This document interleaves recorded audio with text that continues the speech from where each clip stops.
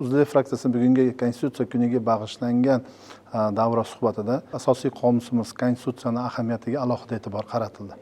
Ta'kidlash kerakki, yangi tahrirdagi Konstitutsiyamizda o'z aksini topishga asosan alohida normalar yaratildi.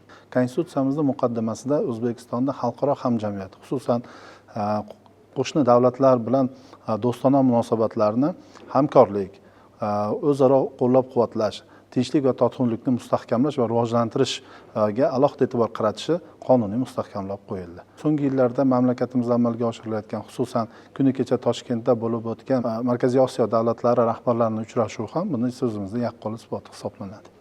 Shu bilan birga Konstitutsiyamizda xalqaro huquqning umumiy e'tirof etilgan prinsiplari va normalari O'zbekiston milliy huquq tizimining tarkibiy qismi sifatida belgilab berdi. Bu nimadan anglatadi? Birinchidan, bu O'zbekistonda xalqaro global jarayonlardagi bevosita ishtirokini belgilaydi. Ularni bir deklaratsiya sifatida emas, milliy qonunchilikning tarkibiy qismi sifatida belgilanishi ularni amaliyotda to'g'ridan-to'g'ri qo'llash imkonini beradi.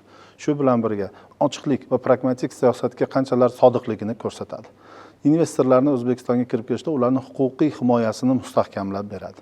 Ta'kidlash kerakki, huquqni qo'llashda xalqaro normalarga bevosita murojaat qilinishi inson qadriyatlarini yanada mustahkamlashga, ularning huquq va manfaatlarini himoya qilishni qonunning huquqning ustuni hisoblanadi.